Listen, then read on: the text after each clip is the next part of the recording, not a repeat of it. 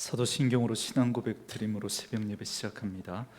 전능하사 천지를 만드신 하나님 아버지를 내가 믿사오며 그 외아들 우리 주 예수 그리스도를 믿사오니 이는 성령으로 잉태하사 동정녀 마리아에게 나시고 본디오 빌라도에게 고난을 받으사 십자가에 못 박혀 죽으시고 장사한 지 사흘 만에 죽은 자 가운데서 다시 살아나시며 하늘에 오르사 전능하신 하나님 우편에 앉아 계시다가 저리로서 산자와 죽은 자를 심판하러 오시리라.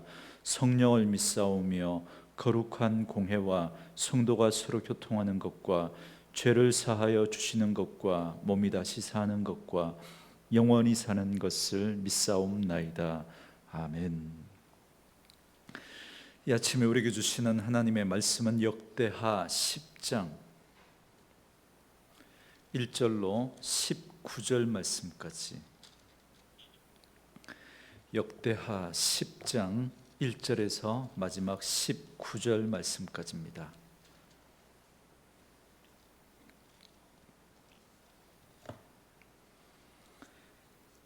우리 말씀 찾으셨으면 한 목소리로 같이 읽습니다. 르호보암이 세겜으로 갔으니 이는 온 이스라엘이 그를 왕으로 삼고자 하여 세겜에 이르렀음이더라.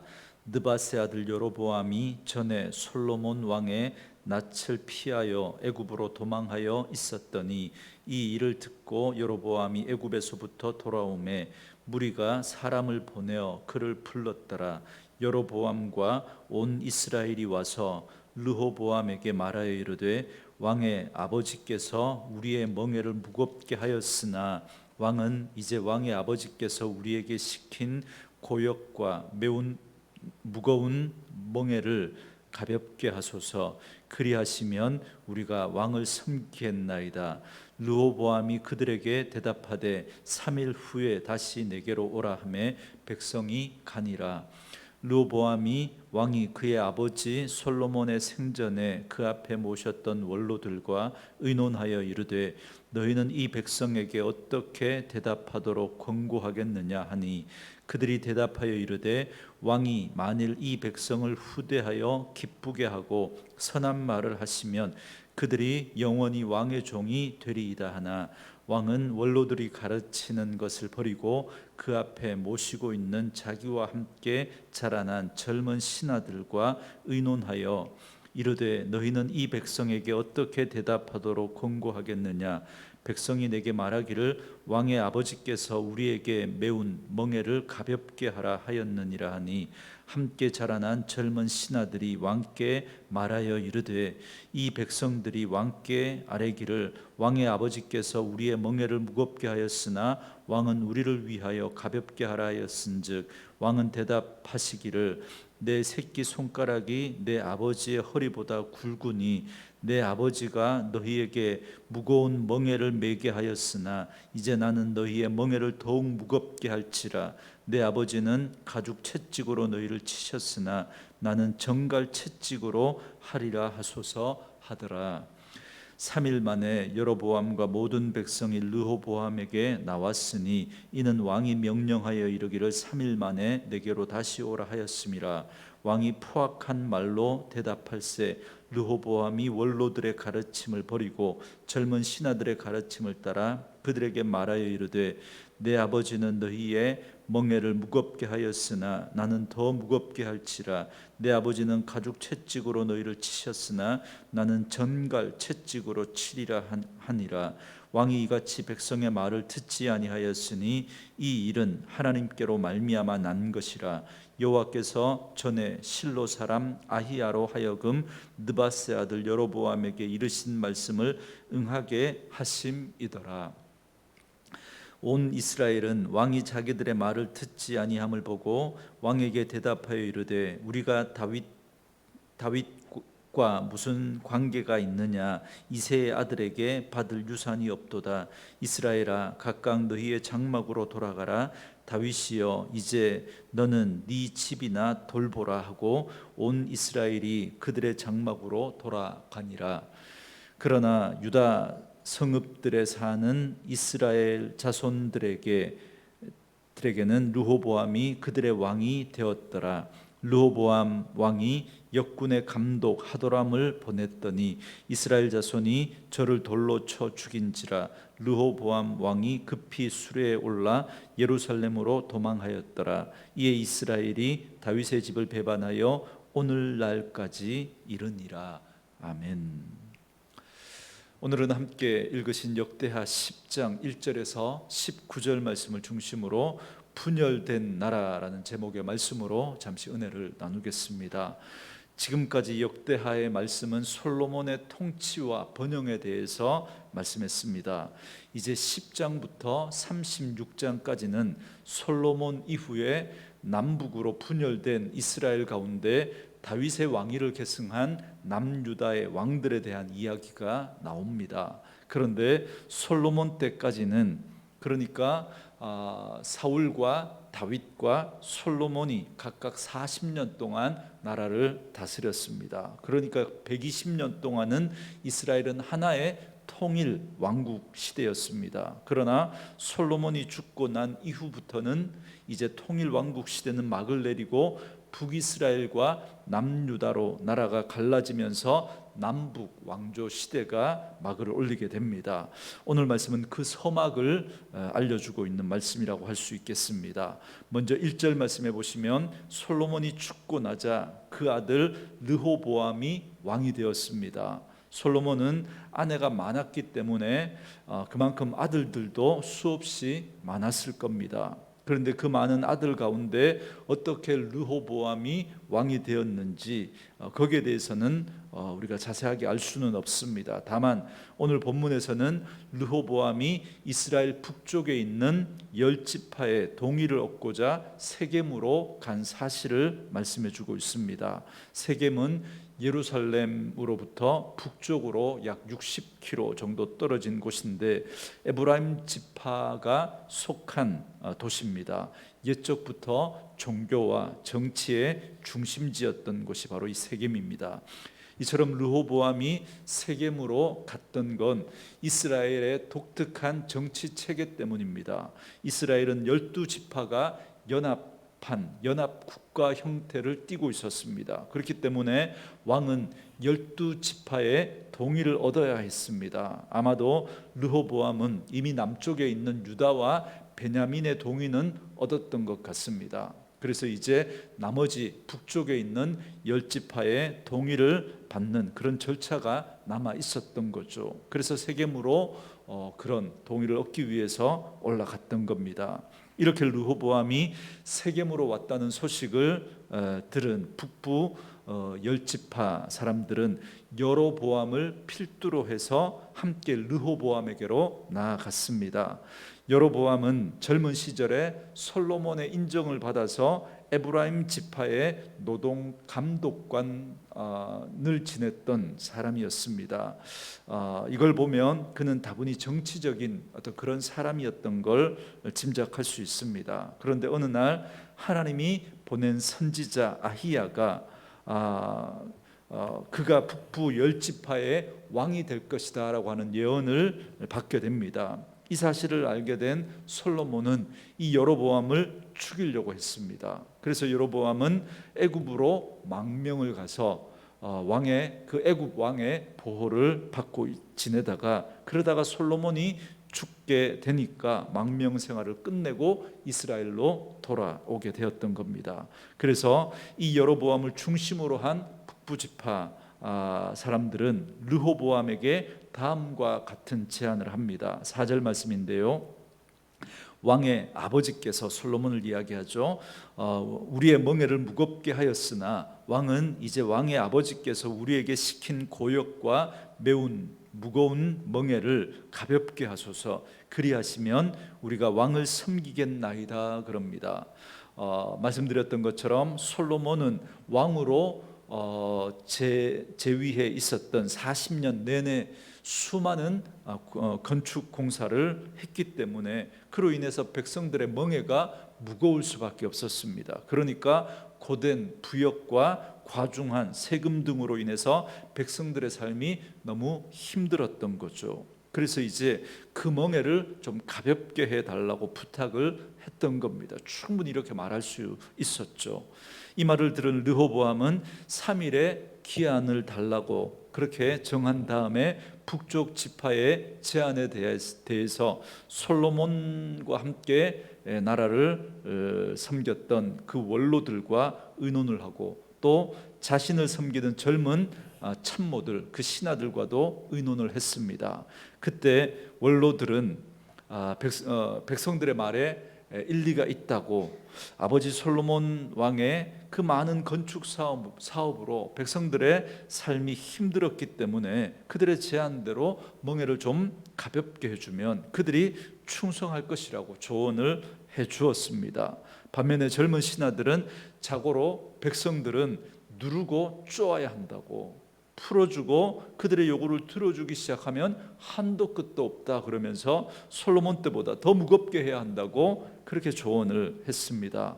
원로들은 참된 권위가 무엇인지 아는 사람들이었고, 이 젊은 참모들은 권위가 어디에서 나오는지를 몰랐던 겁니다. 그들은 힘과 권력으로 백성들을 누르고 억압하면 된다고 생각을 했던 거죠. 그들은 참된 권위와 참된 리더십을 몰랐던 거죠. 진정한 권위와 리더십은 섬김에서 오는 것입니다. 왜냐하면 그것이 바로 우리 예수님께서 보여주셨던 리더십이기 때문에 그렇습니다. 예수님은 인자가 온 것은 섬김을 받으려 함이 아니라 도리어 섬기려 하고 자기 목숨을 많은 사람의 대속물로 주려 함이다 라고 말씀하셨습니다. 그러면서 자신을 십자가에 내어주시기까지 그렇게 우리를 섬기셨죠. 여러분, 오늘날 교회가 분열하고 갈등하고 상처를 받고 심지어 교회를 떠나는 일들까지 벌어지는 건 잘못된 권위주의 때문에 그렇습니다. 교회 안에서 알게 모르게 권력 다툼이 일어나고 있습니다. 그래서 자기 사람을 만들려고 하고 자기 라인을 만들려고 하고 그래서 자기의 영향력을 키우려고 하는 그런 모습들이 교회 안에 얼마나 많은지 몰라요. 제가 이 부분에 대해서 너무너무 잘 압니다. 그래서 새가족을 섬기는 그 분들은 아주 교회 안에 어떤 기득권 세력들입니다. 자기 라인을 만들려고 하는. 그래서 그 새가족들을 얼마나 알뜰하게 살뜰하게 섬기는지 몰라요. 그런데 그게 보면 순수하지가 못한 거예요. 그렇게 섬겨서 자기 사람 만들고 자기 라인 만들려고 하는 그런 의도들이 너무나 빤히 보이는 그런 일들을 교회에서 얼마나 많이 하는지 모릅니다.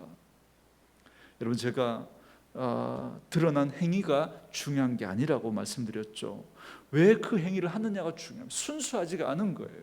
순수하게 그 영혼을 섬긴다면 귀하게 보겠는데 순수하지가 않은 겁니다. 그러다가 아니다 싶으면 가차없이 돌아서는 겁니다. 예수님이 가르쳐 주신 섬김의 정신을 잃어버린 겁니다. 불행하게도 르호보암은 젊은 신하들의 말을 따라 돌이킬 수 없는 실수를 저지르고 맙니다.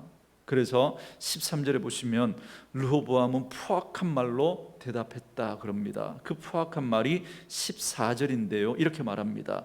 내 아버지는 너희 멍에를 무겁게 하였으나 나는 더 무겁게 할지라. 내 아버지는 가죽 채찍으로 너희를 치셨으나 나는 정갈 채찍으로 치리라 그럽니다. 그래서 결국 북쪽의 10지파는 르호보암에게 등을 돌리게 되고 결국 나라는 남북으로 분열되고 맙니다. 그런데 여러분, 15절 말씀을 보십시오. 왕이 이같이 백성의 말을 듣지 아니하였으니 이 일은 하나님께로 말미암아 난 것이라. 여호와께서 전에 실로 사람 아히야로 하여금 느바세 아들 여로보암에게 이르신 말씀을 응하게 하심이더라 그럽니다. 여러분, 이 말씀처럼 사실 이스라엘이 남북으로 분열된 건 이미 하나님께서 계획해 놓으셨던 일입니다. 왜냐하면 솔로몬이 교만해서 하나님을 버리고 우상을 숭배하며 범죄했기 때문에, 그래서 그 솔로몬의 범죄로 인해서 나라가 분열될 걸 하나님 말씀하셨습니다. 그렇기 때문에 어떻게 보면 이건 르호보암의 책임이라기보다는 솔로몬의 죄악으로 인한 하나님의 심판에, 어쩌면 르호보암은 희생양처럼 보일 수도 있습니다. 그런 생각을 우리 할 수 있습니다. 그러나 그렇게 보시면 안 됩니다. 그러니까 하나님이 솔로몬이 저지른 죄에 대한 벌을 주시려고 일부러 르호보암을 어리석고 교만하게 만드신 것으로 오해하면 안 된다는 말입니다.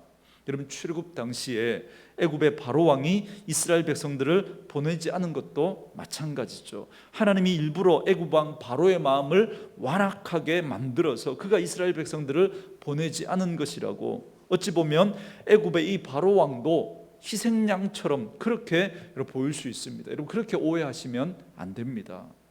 왜냐하면 우리는 하나님의 주권을 반드시 인정해야 하지만, 그러나 어리석은 인간의 생각들이나 그런 결정들마저 하나님이 그렇게 하신 것으로 책임 전가하고 그렇게 회피하면 안 되기 때문에 그렇습니다. 그건 어디까지나 인간의 욕심과 어리석음 때문에 인간 스스로가 하나님이 주신 그 자유의지를 가지고 스스로 그렇게 한 겁니다. 우리가 이 사실을 인정하지 않는다면, 그렇다면 예수님을 판 가룟 유다도, 그리고 대제사장들의 불의한 재판도 다 하나님이 그렇게 한 거니까, 그럼 그들에게 죄를 묻는 건 그건 말이 안 되는 거죠. 하나님이 그렇게 했는데 하나님이 어떻게 그들에게 죄를 물을 수 있습니까? 그럼 하나님은 아주 무책임하고 불의한 분이 될 수밖에 없습니다. 그렇다면 하나님께서 선지자 아히야를 통해서 말씀하신 걸 우리는 어떻게 받아들여야 하겠습니까? 그 말씀은 분열에 대한 경고의 말씀으로 받으셔야 합니다. 그래서 선지서에 나오는 심판의 메시지, 멸망에 대한 그 예언의 말씀은 하나님께서 돌이키라고, 회개하라고 하는 하나님의 경고의 말씀이지, 너희들 그렇게 했기 때문에 내가 너희들에게 벌 준다, 이게 아닌 거죠. 하나님은 그들을 돌이키기 위해서 경고의 말씀을 계속해서 하셨던 겁니다. 그렇기 때문에 오늘 본문에 이스라엘이 남북으로 나눠진 것도 그렇고 나중에 나라가 멸망하게 된 것도 그렇고, 그건 그 경고의 말씀을 허투루 들은 우리 인간들이 책임인 거죠. 하나님께서 돌이키지 않음으로 일어난 그 결과인, 우리의 어리석음과 우리의 욕심과 우리의 죄악 때문에 하나님의 말씀을 무시하고 돌이키지 않았던 우리의 잘못인 거죠. 우리의 죄에 대한 결과인 겁니다. 그런데 범죄한 인간의 특징이 뭐냐면 늘 변명하고 책임을 회피하고 전가하는 게, 이게 여러분 죄인의 특징입니다. 그래서 늘 그걸 인정하지 않고 책임 전가합니다. 그래서 하나님에게까지 그 책임을 전가하려고 합니다. 아담이 그랬죠. 하나님이 제게 주신 이 여자가 그 열매를 주니까 난 그거 먹은 것밖에 없습니다, 이렇게 하나님이 주신 여자 때문에 그렇다고, 결국은 그 여자에게 책임을 회피하는 것 같지만, 그러나 보면 하나님이 주신 여자라는 거죠. 여러분, 이렇게 책임을 전가하는 것이 바로 죄인의 특징입니다. 그렇기 때문에 오늘 이스라엘이 남북으로 분열된 건 결코 하나님이 일부러 인간을 움직이시고 그 마음을 완악하게 해서 일어난 일이 아니라는 말입니다. 인간이 자기의 어리석은 생각대로, 자기의 어리석은 그 욕심대로 행함으로써 결국 하나님께서 경고하신 말씀이 이루어진 겁니다. 그렇기 때문에 이건 인간의 완악함과 어리석음을 다 꿰뚫어 보시고 그렇게 될 걸 미리 다 알고 말씀하신 하나님의 신비한 섭리로 보셔야 되지, 그걸 하나님의 책임으로 돌리면 안 된다는 겁니다. 그러므로 우리는 이러한 사실을 통해서 이 땅에 일어나고 있는 그런 모든 불행한 일들은 다 인간의 완악함과 실수와 연약함으로 말미암아 일어난 일이지, 여러분 거기에 대해서 그걸 하나님 책임으로 돌리면 안 된다는 거죠. 그러나 그 배후에는 모든 것을 다 알고 계시는 하나님의 작정과 섭리가 그 가운데 이루어지고 있다, 우리는 그걸 인정해야 하는 것입니다. 그리고 마지막으로 16절부터 19절은 이제 북쪽의 10지파가 르호보암을 배반하고 남북이 분열된 상태로 오늘까지 이르게 되었다는 말씀으로 마칩니다. 그러므로 오늘 이스라엘이 분열되는 모습을 통해서 오늘 우리의 모습을 돌아보아야 할 것입니다. 이스라엘은 솔로몬의 우상 숭배와 르호보암의 어리석음과 교만으로 인해서 나라가 갈라지게 되었습니다. 여러분, 오늘 우리들이 겪고 있는 단절과 분열과 아픔은 무엇 때문입니까? 우리 안에 솔로몬처럼 하나님보다 더 사랑하는 우상은 없는지, 르호보암처럼 어리석음과 교만으로 그릇 행한 모습은 없는지 돌아보아야 할 것입니다. 만약에 그러한 우리의 모습들이 있다면 돌이켜 회개해야 할 것입니다. 그리고 우리 안에 그리고 하나님을 더욱더 사랑하고 겸손히 낮은 모습으로 섬기는 자로 살아가야 할 것입니다. 그리고 우리 안에 신앙이라는 이름으로 비상식적이고 몰상식적이고 비이성적인 모습들은 없는지, 그러한 모습들을 버리고 더욱 친절하게 덕이 되고 선한 말을 하는 매력적인 그리스도인들이 되어야 할 것입니다. 오늘 말씀을 묵상하면서 이런 생각을 끝으로 했습니다. 여러분, 죄의 특징은 철저한 자기중심주의입니다. 그래서 우리는 내게 좋은 일이라야 그게 좋다고 말을 합니다. 하지만 다른 사람에게 좋은 일에 대해서는 그렇게 관심이 없습니다. 만약에 관심이 있다면 부러움이나 시기에서 비롯된 것이지, 진정으로 그 일을 내 일처럼 좋게 여겨주고 관심 가져주기가 쉽지 않습니다. 예를 들어 다른 사람이 집을 사거나 새 차를 사면 막 관심을 가지잖아요. 두 가지 중에 하나일 가능성이 많죠. 부러움이든지 시기든지. 그 일을 진정 내 일처럼 기뻐하기란 쉽지 않습니다. 왜냐하면 내가 세상의 중심이기 때문에 그렇습니다. 다른 말로 하면 자기 사랑인 거죠. 그래서 내가 좋아야 좋은 겁니다. 아무리 좋은 일이라도 그게 내게 피해나 손해가 되는 것이라면 결코 좋은 것으로 여기지 않습니다. 이해관계가 딱 걸리면, 이게 공익을 위해서 분명히 좋은 일인데도 내게 이해관계 속에서 그게 손해가 되는 일이면 그건 나쁜 일인 거예요. 안 좋은 일인 거예요. 이게 여러분 죄를 가진 우리의 인간의 특징입니다. 그렇기 때문에 이런 우리가 하나님께서 좋아하시는 일에 대해서 굳이 관심을 가지거나 함께 좋아하기란 쉽지 않습니다. 우리가 하나님의 나라, 하나님의 영광, 잃어버린 영혼, 우리가 말은 그렇게 하지만 내 자식이 좋은 대학에 들어가고 좋은 직장에 취직하는데 훨씬 더 관심이 많고 그걸 훨씬 더 기뻐하지, 여러분, 우리가 그런 일에 더 기뻐하지 않습니다. 그렇게 기뻐하기가 쉽지 않습니다. 하나님 중심이 아니라 내가 중심이기 때문에 그렇습니다. 그래서 이러한 모습들이 바로 우리가 하나님을 사랑하기보다 나를 사랑한다는 증거고 선악과를 따먹은 증거입니다. 그렇기 때문에 자신이 험한 꼴을 당하는 걸 좋아할 사람은 아무도 없습니다. 내가 속한 나라가 멀쩡하다가 갑자기 나누어지거나 망할 지경이 된다면 좋아할 사람이 누가 있겠습니까? 그래서 나나 우리 가정이나 우리 교회나 우리 나라에 어려운 일이 닥치고 쪼개지고 망할 일이 생길 때 우리는 그걸 싫어합니다. 그걸 거부합니다.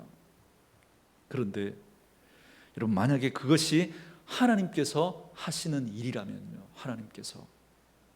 하나님께서 나나 우리 가정이나 우리 교회나 우리 나라를 위해서 쪼개고 망하게 하신다면 그때도 여러분 어떻게 하시겠습니까? 싫어할까요? 그걸 좋아하지 말아야 할까요?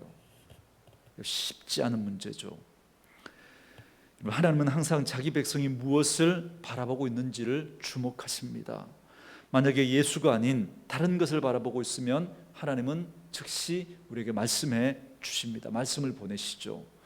예수의 은혜를 바라보고 기뻐하고 만족하고 감사하지 못하고 살아간다면 계속해서 말씀을 보내십니다. 돌이키라고. 마치 이스라엘 백성들에게 선지자를 보내셨던 것처럼 그렇게 우리에게 말씀을 보내십니다. 그러고도 알아차리지 못하면 계속 알아차리지 못하고 계속 다른 것을 보고 딴짓을 하고 그렇게 살면 징조를 보냅니다. 마치 여로보암을 보내셔서 말하게 하신 것처럼 그렇게 징조와 사인을 또 보내십니다. 그때도 하나님께로 돌이키지 않으면 쪼개고 망하게 하십니다. 그래서 다시 스스로를 돌아보게 하시고 하나님께 돌아오게 하십니다. 아프지만 하나님이 이 일을 하십니다. 왜냐하면 하나님은 우리가 하나님의 백성으로 온전히 세워지기를 원하시기 때문에 그렇습니다. 그러므로 하나님을 깊이 아는 자는 우리 안에 벌어지는 어떤 일에 대해서 쉽게 싫어하지 않습니다. 그 일들 속에서 그 일을 주관하시는 하나님의 섭리를 느끼려고 합니다. 그리고는 전능자의 능하신 손길을 보고 오히려 기뻐할 수 있게 됩니다. 이들에게는 자기가 망하고 세상이 망하는 날에도 알 수 없는 기쁨이 있습니다. 왜냐하면 모든 것이 합력하여 선이 될 것을 믿기에 하나님이 그 일들을 이루어가고 계신 것을 믿기 때문인 거죠. 바로 이러한 모습을 통해서 우리는 세상과 구별될 수 있습니다. 세상 사람들과 똑같은 이유로 기뻐하고 즐거워하고 세상 사람들과 똑같은 이유로 좌절하고 절망한다면 여러분, 우리가 세상 사람들과 구별될 게 무엇이 있겠습니까? 사랑하는 성도 여러분, 우리 다시 전능하신 하나님께 우리의 마음을 돌릴 수 있기를 바랍니다. 그 하나님의 일하심을 신뢰하고 내 이해관계 속에서 그게 좋은 일이든 나쁜 일이든 우리를 둘러싸고 일어나는 그 모든 일들 속에서 끝까지 하나님을 의지하고 하나님의 백성으로 우리가 가야 할 길을 묵묵히 걸어가십시다. 왜냐하면 하나님께서 그 일들을 통해서 당신의 선하신 뜻을 분명히 이루어 가실 것이기 때문에 그렇습니다. 그래서 끝내 하나님의 선하신 뜻이 이루어지는 복된 삶을 살아가는 저와 여러분들 될 수 있기를 주님의 이름으로 축원합니다. 주신 말씀 생각하면서 우리 같이 찬양할 때 찬송가 586장 부르고 기도한 시간 같습니다. 586장입니다.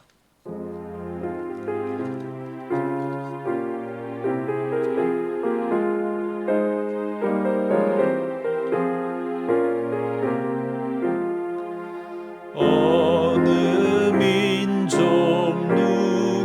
누구게나 결단할 때 있나니 참과 거짓 싸울 때에 어느 편에 설 건가 주가 주신 새 목표가 우리 앞에 보이니 빛과 어둠 사이에서 선택하며 살리라. 고상하고 아름답다 진리 편에 서는 일 진리 위에 억압받고 먹내 이기려도 비겁한 자 물러서나 용감한 자 굳세게 낙심한 자 돌아오는 그날까지 서리라. 4절입니다. 악이 비록 성하여도 진리 더욱 강하다. 진리 따라 살아갈 때 어려움도 당하리. 우리 가는 그 앞길에 어두운 장막 덮쳐도 하나님이 함께 계셔 항상 지켜 주시리. 아멘.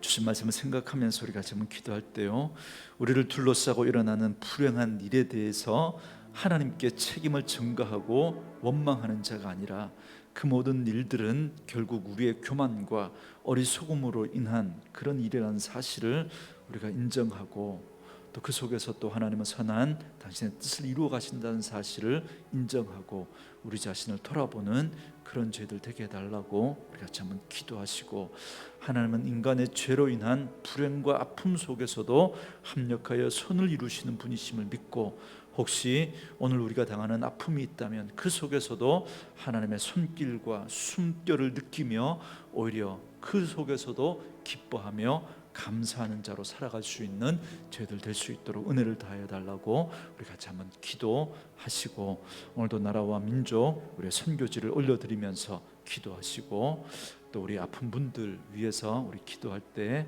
우리 김수지 집사님 천포청이 하나님의 은혜 가운데 또 온전하게 회복되어질 수 있도록 우리 배지영 성도님 폐암 초기 진단을 받고 27일 날 수술 예정입니다. 하나님의 은혜 가운데 그 모든 치료 과정 함께 해달라고 우리 같이 한번 기도하시고, 그리고 우리 남현애 집사가 이렇게 진통이 없어서 어제 저녁에 병원에 아마 입원해서 지금 유도 분만 중인데 나았을지 아직 진통 중일지 모르겠습니다. 여러분 계속해서 기도해 주시고 또 순산할 수 있도록 귀한 생명을 통해서 그 가정의 큰 기쁨이고 또 우리 교회의 기쁨이고 또 하나님께 큰 영광이 될 수 있도록 우리 같이 한번 기도해 주시고, 우리 김솔솔 자매도 또 출산을 앞두고 있습니다.